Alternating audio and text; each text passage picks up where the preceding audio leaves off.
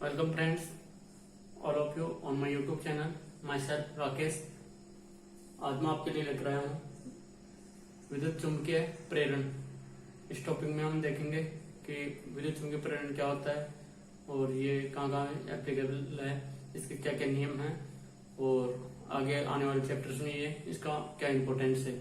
तो आज के टॉपिक की शुरुआत करने से पहले आपको एक बार फिर से बता देना चाहते हैं कि जेवीएनएल में इस यूनिट से यानी कि विद्युत चुम्बकत्व और विद्युत चुम्बकीय प्रेरण जो ये आपका मैग्नेटिज्म एंड इलेक्ट्रोमैग्नेटिज्म जो यूनिट है, इसमें से आपके 40 से ज्यादा क्वेश्चन आए हुए हैं।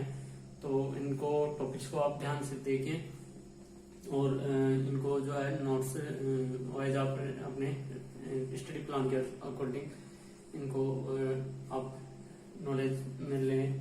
तो इस सब्जेक्ट की शुरुआत करते हैं टॉपिक की। तो टॉपिक में देखिए विद्युत चुम्बकीय प्रेरण है आज का टॉपिक। तो यहाँ से हमने विद्युत चुम्बकत्व के बारे में हम जानते हैं डिटेल्ड, इसके क्या क्या नियम थे। जैसे आपका ये LHL है, CSR है, हेलिक्स का रूल है और एंड का रूल है। इस चार के बारे में इसके लास्ट वीडियो में मैंने आपको बताया। तो आज का हम जो टॉपिक है वो शुरुआत करते हैं इलेक्ट्रोमैग्नेटिक इंडक्शन, यानी कि इसका फुल फॉर्म नेम है, ये आपका सामने लिखा हुआ है मैग्नेटिक, ये इस तरह से है, और इंडक्शन। तो यहाँ पे सबसे इम्पोर्टेंट चीज है इंडक्शन। तो यहाँ पे इंडक्शन को बोलते हैं हिंदी में प्रेरण। तो इंडक्शन जो है इसको देखेंगे, सबसे पहले बेसिक टर्म्स यही है इंडक्शन।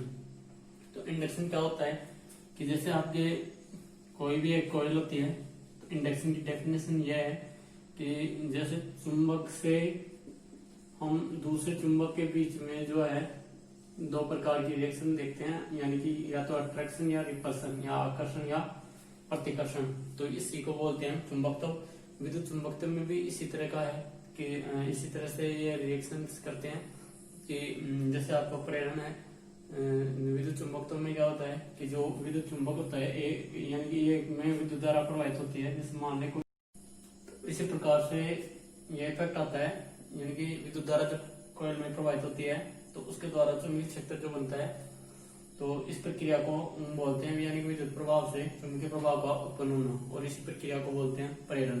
तो प्रेरण मेनली दो टाइप का। अब हम देखेंगे कि विद्युत चुम्बकीय प्रेरण की जो परिभाषा है उसके बारे में। तो यहाँ पे प्रेरण के प्रकार हो गए। अब हम देखेंगे विद्युत चुम्बकीय प्रेरण। तो विद्युत चुम्बकीय प्रेरण जो है इस तरह से होता है आपका विद्युत चुम्बकीय प्रेरण। तो यहाँ पर देखिए प्रेरण के बारे में आपने देखा है। तो अब है विद्युत चुम्बकीय प्रेरण। तो यहाँ पे इलेक्ट्रोमैग्नेटिक इंडक्शन इसको हम लिखते हैं, यही आपका यहाँ लिखा हुआ है। देखिए यहाँ पे दो प्रकार, देखो विद्युत चुम्बकीय प्रेरण क्या होता है, विद्युत धारा प्रदान करने पर तो आपका जो चुंबकीय क्षेत्र उत्पन्न होता है, यानी कि चुंबकीय क्षेत्र उत्पन्न होता है आपका चुंबकीय क्षेत्र, तो इसको हम बोलते हैं प्रेरण। जो इस तरह से होता है, चुंबकीय क्षेत्र बनता है। तो चुंबकीय क्षेत्र बनने के कारण आपका जो है विद्युतवाहक बल, यानी कि विद्युतवाहक बल उत्पन्न होता है। तो ये आपका EMF कहलाता है। यानी कि हमें देखो इलेक्ट्रिकल दे रहे हैं, मैकेनिकल इफेक्ट, इलेक्ट्रिकल इफेक्ट जो है करंट वैल्यू है वो इसमें अप्लाई हो रही है, फिर आपका मैग्नेटिक फील्ड बन रहा है, मैग्नेटिक फील्ड के बाद में आपको वापस इलेक्ट्रिकल EMF उत्पन्न हो रहा है।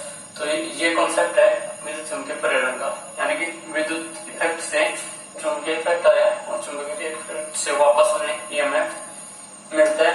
तो इसको हम बोलते हैं इलेक्ट्रोमैग्नेटिक इंडक्शन। इंडक्शन इफेक्ट जो है वो ओनली और ओनली आपका AC में काम करता है। तो इंडक्शन का कभी क्वेश्चन आता है तो आप AC में अप्लाई करेंगे, और DC में जो नहीं है इसका रीजन है फ्रीक्वेंसी। फ्रीक्वेंसी के कारण इंडक्शन नहीं बनता है, वो भी हम आपको बताऊंगा। अभी हम ये देखते हैं कि जो इंडक्शन विद्युत चुम्बकीय प्रेरण है वो कितने टाइप का होता है। तो इसके टाइप्स हैं, टाइप्स इसके दो होते हैं। एक आपका स्वप्रेरण है, स्वप्रेरण और दूसरा आपका है सहप्रेरण। देखिए स्वप्रेरण और सहप्रेरण ये शब्द अलग अलग है, तो ये सब और ये सह है, ठीक है। तो यहाँ पे इसको बोलते हैं सेल्फ इंडक्शन और इसको बोलते हैं म्यूचुअल इंडक्शन। लेकिन इंडक्शन शब्द आगे इसमें है तो इसको हम लिख देते हैं एक बार में इंडक्शन। ये इस तरह का होता है, एक सेल्फ इंडक्शन एक म्यूचुअल इंडक्शन। सेल्फ इंडक्शन में क्या होता है कि जैसे आपकी एक कॉइल होती है, तो कॉइल के अंदर जो करंट फ्लो होती है, मैंने जो सिंपल सा आपको बताया था अभी, तो करंट कॉइल फ्लो होती है, सॉरी करंट फ्लो होती है। करंट फ्लो होने से मैग्नेटिक इफेक्ट बनता है, तो ये चुंबकीय क्षेत्र बनता है और ये आपकी हो गई धारा। तो एक ही कुंडली में विद्युत धारा प्रवाहित होने पर उसके चुंबकीय क्षेत्र बनता है, यानी कि चुंबकीय क्षेत्र जो बनता है उसमें मूल जो है आपका चुंबकीय फ्लक्स काम करता है। तो यहाँ से क्या होता है चुंबकीय फ्लक्स। तो चुंबकीय फ्लक्स में क्या होता है बदलाव होता है, जिसके कारण क्या है ईएमएफ बनता है, यानी कि चुंबकीय फ्लक्स जितनी बार बदलेगा उतनी बार ईएमएफ बदलता रहेगा। चुंबकीय फ्लक्स कम बनेगा ईएमएफ कम बनेगा, चुंबकीय फ्लक्स ज्यादा बनेगा ईएमएफ ज्यादा बनेगा। तो यहाँ से क्या है इसकी डेफिनेशन, इसकी जो है इसकी जो टर्म्स देखें तो स्वप्रेरण का जो है परिभाषा ये होगी कि जब किसी कुंडली में विद्युत धारा प्रवाहित की जाती है तो उसमें उसके चुंबकीय प्रभाव के कारण, उसमें चुंबकीय क्षेत्र उत्पन्न होने के कारण उसके चुंबकीय फ्लक्स में परिवर्तन होता है और जिससे ईएमएफ उत्पन्न होता है। तो ये आपका चुंबकीय क्षेत्र या इसको चुंबकीय फ्लक्स है। तो इसके कारण जो है इसके सिरों पर जो है यहाँ पे आपको एक ईएमएफ उत्पन्न होगा, यानी कि इस तरह से इसको हम बोलते हैं ईएमएफ यहाँ। तो अब ये सिर्फ और सिर्फ एक ही कॉइल के कारण है। अब दूसरा आपका है यहाँ पे म्यूचुअल इंडक्शन। लेकिन म्यूचुअल इंडक्शन जो है, म्यूचुअल इंडक्शन में होती है आपकी दो कॉइल और दो कॉइल्स में आपका सेपरेट होता है कुछ मीडियम।